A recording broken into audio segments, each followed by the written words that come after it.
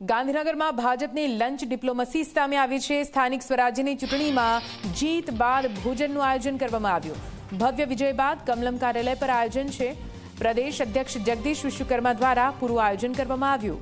ચૂંટણી દરમિયાન સહયોગ આપનારને આમંત્રણ, ચૂંટણીમાં મહત્વની ભૂમિકા ભજવનારને પણ આમંત્રણ આપવામાં આવ્યું છે।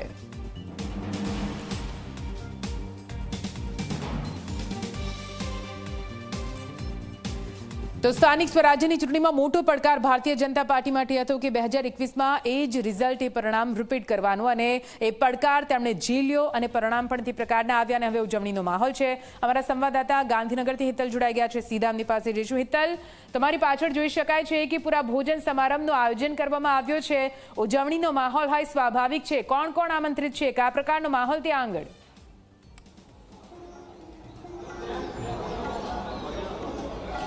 નિધિ, હું કેમેરામેન તુષારને કહીશ કે અહીંયા જે માહોલ છે એ બતાવે। સ્વાભાવિક છે કે આ માહોલ છે એ લંચ ડિપ્લોમેસીનો માહોલ છે, કારણ કે અહીંયા ભોજનનું આયોજન ભાજપના પ્રદેશ પ્રમુખ જગદીશ વિશ્વકર્મા દ્વારા કરવામાં આવ્યું છે।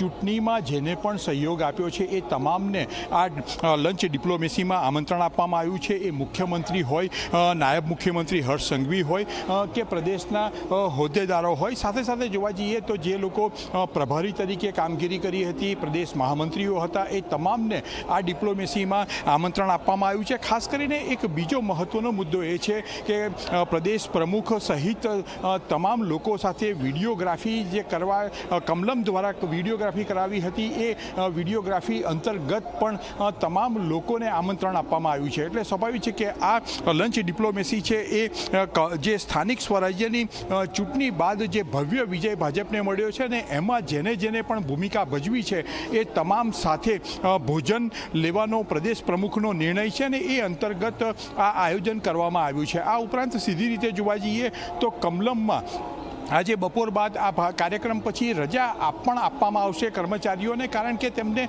છેલ્લા કેટલાય દિવસથી રાત દિવસ એક કરીને કામગીરી કરી હતી। એટલે આ પ્રકારનું આયોજન ડિનર ડિપ્લોમેસીનું સીધી રીતે કમલમ પર કરવામાં આવ્યું છે અને મોટી સંખ્યામાં ભાજપના કાર્યકર્તાઓ, નેતાઓ પણ અહીંયા ઉપસ્થિત રહ્યા છે। પ્રદેશ પ્રમુખ આવી ચૂક્યા છે, નાયબ મુખ્યમંત્રી પણ અહીં આવી ચૂક્યા છે અને સંગઠન મહામંત્રી રત્નાકરજી પણ હાજર છે। સ્વાભાવિક છે કે સ્થાનિક સ્વરાજ્યની ચૂંટણીમાં જે લોકોએ જે ભૂમિકા ભજવી છે એ તમામ આમંત્રિત કરાયા છે અને બપોરે 1 વાગ્યાની આસપાસ આ ભોજન સમારંભ, જે ડિનર, જે લંચ ડિપ્લોમેસી છે એનો પ્રારંભ કરવામાં આવશે। જી નિધિ, બિલકુલથી આજે પૂરું આયોજન કરવામાં આવ્યું છે। ત્યાં કોઈ નેતા અત્યારે પહોંચ્યા છે કે કેમ, કોઈ સાથે આપ વાતચીત કરી શકો? કેમ કે એમાં પણ અત્યારે ઉત્સાહ હોવાનો, હજુ જીતની ખુશી, જીતનો નશો યથાવત છે, એટલે પ્રયત્ન કરો જો કોઈ તમને મળી શકતું હોય તેમની સાથે વાતચીત થઈ શકતી હોય।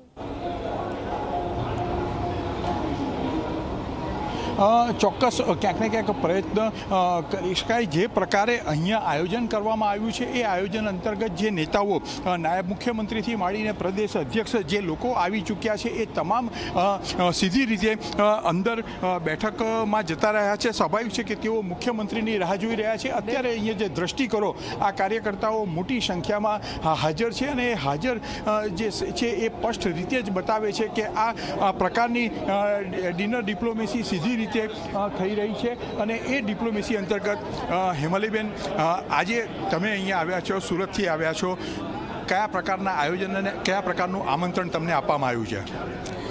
ભારતીય જનતા પાર્ટીનો જે રીતે સમગ્ર ગુજરાતની અંદર ઐતિહાસિક વિજય થયો છે અને એની ખુશી માટે આ કમલમ, એટલે કે અમારા માટે એક મંદિર છે અને ચોક્કસ કે અહીંયા આવીને ખરેખર અમને આ ખુશી અમારી બેવડાઈ ગઈ છે અને એટલા માટે આજે અમે અહીંયા આવ્યા છીએ। ચોક્કસ આવ્યા છે બેન, અહીંયા આવ્યા છો કાર્યકર તરીકે અને સ્થાનિક સ્વરાજ્યમાં જે મહેનત કરી છે એ લોકો માટે અત્યારે લંચ ડિપ્લોમેસીનું આયોજન છે, કેવી રીતે જુઓ છો?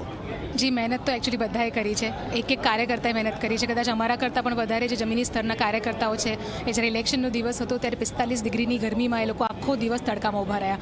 તો મહેનતની જ્યાં સુધી વાત છે તો બધાએ એટલી જ મહેનત કરી છે અને કદાચ જમીની સ્તરના કાર્યકર્તાઓ અમારા કરતાં અનેક ગણી વધારે મહેનત કરી છે। ચોક્કસ જમીની સ્તરના કાર્યકર્તાઓએ વધારે મહેનત કરી હશે તેવી રીતે જોવા જઈએ તો એ પ્રકારનું આયોજન સીધી રીતે કરવામાં આવ્યું છે અને આપણી સાથે મુખ્ય પ્રવક્તા અનિલભાઈ પણ છે. અનિલભાઈ, આ પ્રકારનું આયોજન કરીને પ્રદેશ પ્રમુખે જે લોકોએ મહેનત કરી છે એમને ક્યાંક ને ક્યાંક એક સન્માનને પુરસ્કૃત કરવાનો પ્રયત્ન કર્યો છે, કેવી રીતે જુઓ છો? જો ભારતીય જનતા પાર્ટીના બૂથના કાર્યકર્તાથી શરૂ કરીને પ્રદેશ સુધી, પ્રદેશ પ્રમુખ હોય કે મુખ્યમંત્રી હોય કે ઉપમુખ્યમંત્રી હોય, આ બધા જ લોકોનો જબરજસ્ત પરિશ્રમ છે. એની સાથે સાથે ચૂંટણીના દિવસોમાં પણ જે જુદી જુદી સોસાયટીના ચેરમેન સેક્રેટરી છે એમણે પણ ભાજપને સફળ બનાવવામાં પરિશ્રમ કર્યો છે. પરંતુ આજે ખાસ કરીને જે પ્રદેશની જે ટીમ હતી, જુદા જુદા વિભાગો હતા, એ લોકોએ જે કામ કર્યું છે એ લોકો સાથેનું એક સંકલન જેવી ખાલી ઔપચારિક બેઠક છે. આમાં એકદમ ફોર્મલ બેઠક છે. આમાં કોઈ વિશેષ કોઈ ચર્ચાને સ્થાન નથી. બાપુ, ડિનર ડિપ્લોમેસી જોઈ છે, આજ લંચ ડિપ્લોમેસી થવાની છે, કેવી રીતે જુઓ છો? હવે યુદ્ધ તો પૂરું થઈ ગયું છે એટલે હાલ કોઈ ડિપ્લોમસી કે એવી કોઈ રણનીતિ તો ઘડવાની નથી. પણ ફરક આ જ છે, કોંગ્રેસ અને ભારતીય જનતા પાર્ટી વચ્ચે જે પાયાનો તફાવત છે એ આટલો જ છે કે કોંગ્રેસના આગેવાનો હવે છેક 4.5 વર્ષે કાર્યકર યાદ આવશે અને આજે હજુ 24 કલાક પણ થયા નથી, 12 કલાકે પૂરા થયા નથી, પરિણામો આવે. અને આજે બધા આગેવાનો અને કાર્યકર્તાઓને મુખ્યમંત્રી, ડેપ્યુટી સીએમ, પ્રદેશ અધ્યક્ષશ્રી, વરિષ્ઠ આગેવાનો બધા જ કાર્યકર્તાઓને બોલાવી અને ધન્યવાદ બેઠક છે. આગેવાનો કાર્યકર્તાઓનો આભાર માનવા માટે સાથે ભોજન છે. ભોજન તો સમય છે એટલે ભોજન, પણ મૂળ વાત એ કે કાર્યકર્તાઓને પીઠ થાબડવા માટેનો આ કાર્યક્રમ છે. એટલે આ જ તો ખાસિયત છે અને આ જ તો ફરક છે કોંગ્રેસ ભાજપમાં. ચોક્કસ નિધિ, સ્પષ્ટ રીતે અહીંયા તમામ કાર્યકર્તાઓ જેમને આમંત્રિત આપવામાં આવ્યું છે, પ્રદેશ કક્ષાની અલગ અલગ ટીમોમાં તેઓ કામ કરતા હતા અને તેઓનો સ્પષ્ટ રીતે એક સંદેશ છે કે કાર્યકર્તાઓનું આ સન્માન છે, નેતાઓનું સન્માન છે અને એક જે ભવ્ય જીત મેળવી છે તેના કારણે આ પ્રકારની બેઠક બોલાવવામાં આવી છે અને તમામનો આભાર પ્રદેશ પ્રમુખ માનશે. જી નિધિ. બિલકુલ બિલકુલ, આભાર પૂરી માહિતી માટે હિતલ. તો આપ જુઓ કઈ રીતે અહીંયા લંચ ડિપ્લોમસીનું આયોજન ભારતીય જનતા પાર્ટી દ્વારા, સંગઠન દ્વારા કરવામાં આવ્યું છે, જ્યાં મોટી સંખ્યામાં કાર્યકર્તાઓ પણ ઉપસ્થિત રહેવાના છે. આગળ વધીએ ભાવનગર.